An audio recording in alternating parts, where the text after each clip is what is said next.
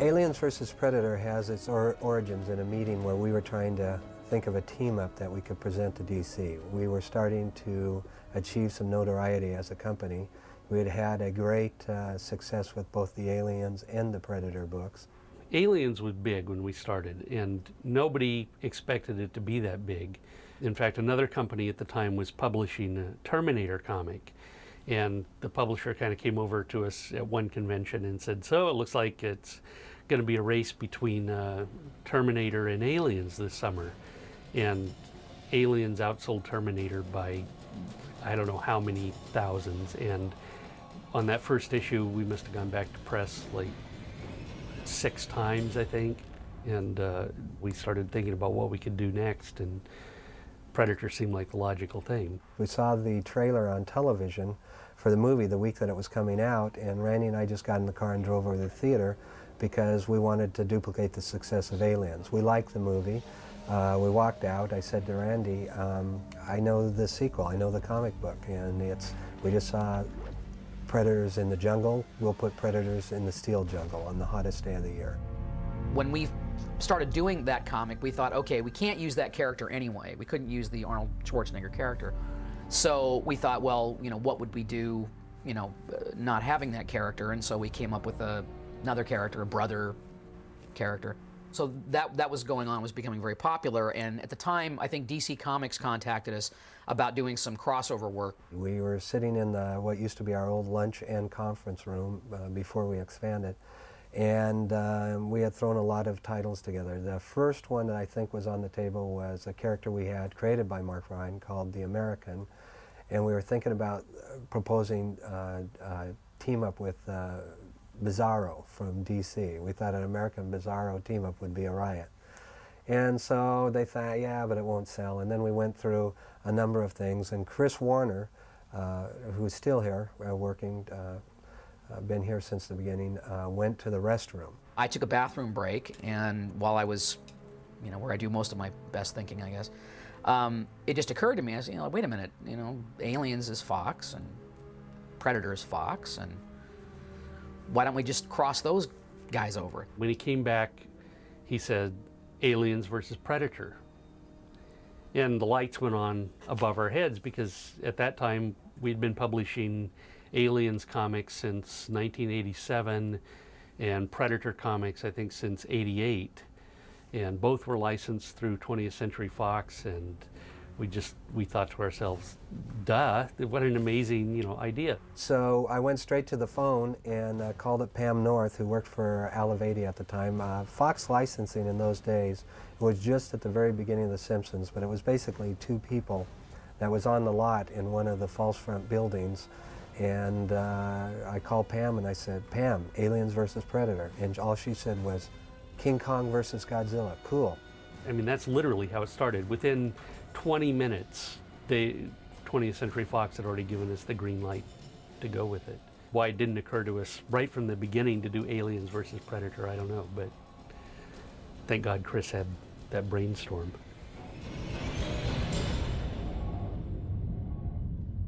When Chris and I first discussed the story, we knew that we had to come up with something different and additional to what had been seen in the movies. We knew that we had to set it in the Aliens timeline. So it didn't make sense to have aliens come to Earth in the 1980s. So we set it, 100 years in the future, maybe a little farther. It had occurred to me that, if you were a hunter and you had spaceships, you can go around and hunt around the galaxy, that there probably wouldn't be anything much more challenging to hunt than aliens. But I'd also remembered from the first Alien film that they'd sort of, given the idea that these things were just incredibly adaptable. And I thought, well, wouldn't it be great then if you were, it's like if you were hunting, lions or something, if you could hunt them at the North Pole or, at the bottom of the ocean, or, in other words, they could take, so the predators could take these things and put them in any environment. The idea we came up with was that they would have a captive alien queen, and as she lays eggs, they take the eggs and send them off to various locations around the galaxy, let the eggs gestate in whatever local species there are, and then come down and have their hunt.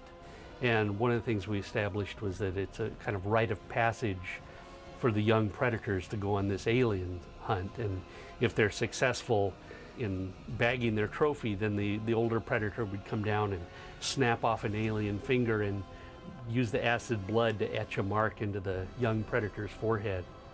Once we had that concept that they were intentionally planting the aliens, the rest of the story fell into place. It made sense to have humans kind of stumble into the middle of this without knowing what's going on, and they get caught between both groups. It is my job to keep you alive on this expedition, and I need your help to do that.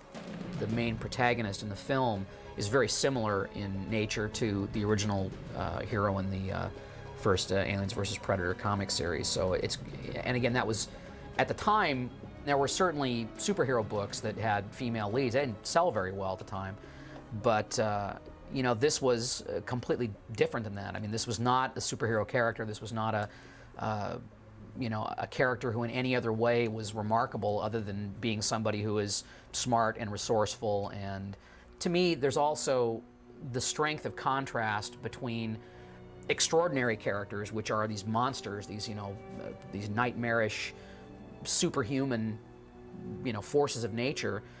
They become much more terrifying or much more amazing when they're contrasted against purely normal, everyday, regular people. You know, if they're fighting Superman, all of a sudden they don't look very tough. Randy Stradley took it and wrote a just absolutely brilliant story, and we had Phil Norwood, who is a production design artist for all kinds of top Hollywood films. I mean, he worked on I believe he's working on the Aliens vs. Predator movie, but he worked on The Abyss and Terminator and all kinds of stuff. Guy's just brilliant. And he wanted to do comics, and until he found out how much money he could actually make doing comics as opposed to working in Hollywood. But anyway, and he did the artwork for it, and it was fantastic. And here's a guy who's a top of the line film production artist, and so we really brought sensibilities, I think, to this project that really hadn't kind of been done before. This idea, this property, was created right here at Dark Horse. When even the word of that got out, there was just incredible interest. It just spread like wildfire everywhere. The first issue was phenomenally successful. I mean, far beyond our expectations. I think, we went back and did a second printing of that first issue, and I think it, all told, it ended up selling like 500,000 copies, which for comics is great. The series sold millions of copies, and at the time was the biggest non-Marvel or DC book in direct sales market history. Those were the days. The early 90s was the comics boom time, and I don't know that we'll ever see those days again. I mean, we certainly aren't making, reaching those kind of sales levels today. You are one ugly mother. Motherfucker. We were sending all of our comics, Aliens and Predator comics, and Aliens versus Predator, all of that was going to Joel Silver's office, because they would call us almost every week and ask, we need more comics, we want more comics. So we were sending them down there pretty regularly. I think what we did is that we showed them a way for them to kind of expand the Predator series without using Arnold Schwarzenegger. Now again, they took some of the elements from the comic and they made a different character. They didn't use a brother character, they used this Danny Glover character. But the basic framework of the story was what we'd come up with in this series. We got a photo from the set of the Predator 2 movie. Someone on the set sent it to me, and it was a picture of an alien head in the Predator ship. It was sort of a wink at the Alien versus Predator comics that someone there had thought it would be fun to do. We like the idea that that was the first peek in film, sort of like the first peek in film of what was to come sooner or later. We knew the movie would come sooner or later because just the fan base behind the property was so strong. From the Hollywood side of things, I think it's much easier to look at a Dark Horse comic and see how this would make a movie, because it does have a beginning and a middle and an end and a structure. Many of the strips that we did over the years were often done in 4-issue series blocks, because a 4-issue series literally gives you about the same amount of story information that you will get in a movie script of a 90-minute or 2-hour film. I mean, it's almost identical. A lot of our stuff is very well suited for movies because it's not just villain of the month. We try and make every new chapter of a confrontation mean something to the character and therefore to the audience. I was constantly trying to push people to make the movie, and I'm just glad it's finally being done. The sort of genesis of the AVP film has gone on for years. I mean, it was first in development, probably 10 years ago or something. And so, it's great that after all this time, when the movie finally did get off the launching pad, that some of the elements from the original stories that we created are still in there. I'm really happy that we've had the success in Hollywood that we had. Hopefully we'll have more.